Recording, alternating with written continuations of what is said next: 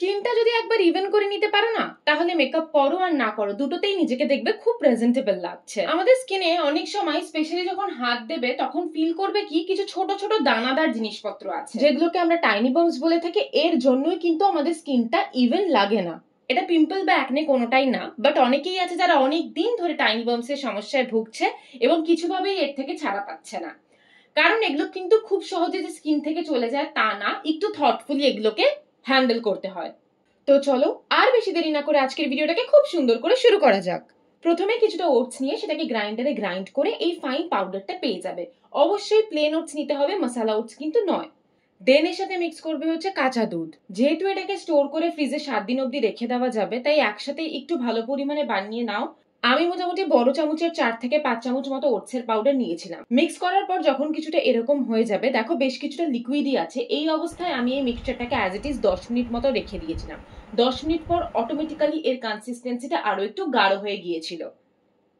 এই রেমেডিটার দুটো ইনগ্রিডিয়েন্টই খুব ভালো ক্লেনজার। এটা তোমার ফেসের সমস্ত ডার্ট পলিউশন সব দূর করে দেবে উইদাউট রাবিং ইওর ফেস। এটা ফেসে অ্যাপ্লাই করে নেওয়ার পর 5 থেকে 6 মিনিট মতো ওটাকে ফেসে বসতে দেবো। তারপর নিয়ে নেব হচ্ছে ভেপার। ভেপার কেন নেওয়া হচ্ছে?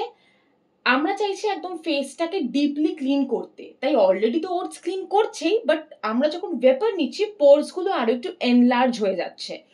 তো পোরস থেকে পুরোপুরি ভাবে সব পলিউশন, এক্সট্রা অয়েল, ডার্ট এগুলোকে এক্সট্রাক্ট করছে পুরো ম্যাগনেটের মতো এই রেমেডিটা। সেই জন্যই এটার পোটেন্সিটাকে আরো বাড়াচ্ছে যখন আমরা ভেপারটা নিচ্ছি।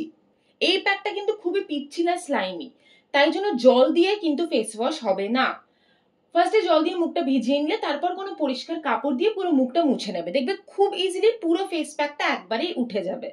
আর এই রেমেডিটাকে টানা 7 দিন করো to get the maximum result. আর ভেপারের যে পোর্শনের কথাটা বললাম সেইটাকে সপ্তাহে 2 দিন ম্যাক্সিমাম করবে, তার চেয়ে বেশি না। ভেপার কিন্তু আমরা রোজ ভুলেও নেব না। খুবই সিম্পল একটা রেমেডি শেয়ার করলাম যেটা খুব সহজেই প্রিপেয়ারও করা যায়। শিওর এটা তোমরা প্রিপেয়ার করে অ্যাপ্লাই করো আর তোমরা ভাববে লিটারালি জানতামও না এই সিম্পল রেমেডিটা এত ভালো রেজাল্ট দিচ্ছে।